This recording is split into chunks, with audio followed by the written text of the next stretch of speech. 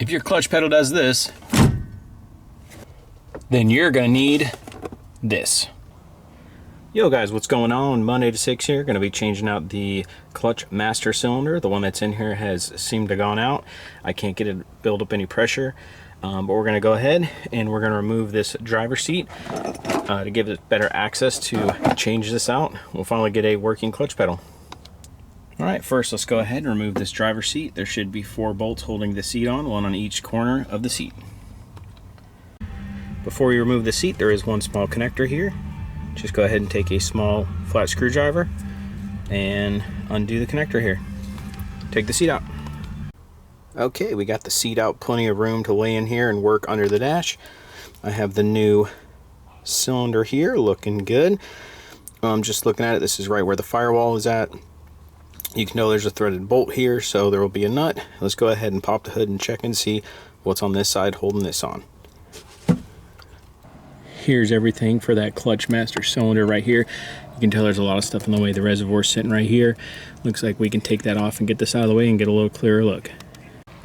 Okay, just getting stuff out of the way here.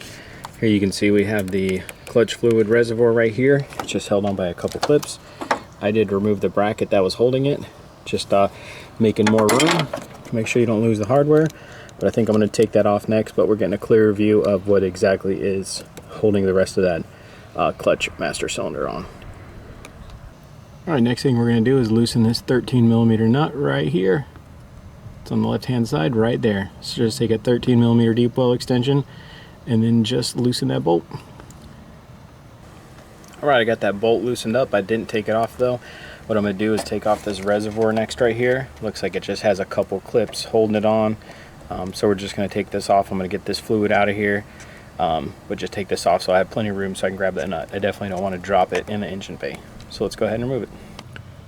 Alright, we got that bolt off. Next thing we're going to do is take off this line right here. Alright, we got both lines off. We got this one off. We're taking this part off right here too because this is going on the new clutch master cylinder. Alright guys, here we are onto the dash. We have that clutch master cylinder right there. You can see that nut on that stud. So we'll just take that nut off, and then right here holding that lever that the clutch presses on there, we're just going to take off that clip right there.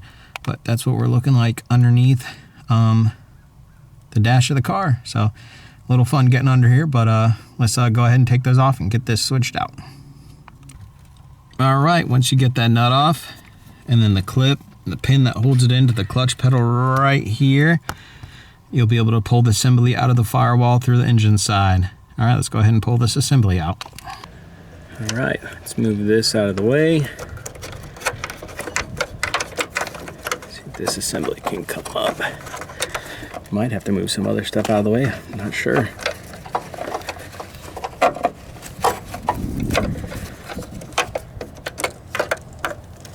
But the assembly is free. Let's see if we can work it here with 2 hands and slide it up out of here. Looks like the easiest way to come out, you just clonk it this way and just pull the assembly out like that. Let's go ahead and check out side by side the replacement unit with the OEM one that was in there. Look at this, just nice smooth action right there for that clutch master. And here's the one that was in there. Just probably sat for a very long time and froze the cylinder that's in there. But yeah, let's go ahead and get this new one in. Just put it in reverse the same way we took this one out. Okay, we got the new assembly going in. Just put it in like Kay took the old one out. Make sure it lines up with that stud that's right there. Let's go ahead. There. Alright. Alright, let's go underneath and start putting the bolts in. Alright, we got the new clutch master right here. You can see it'll just still go to the ground.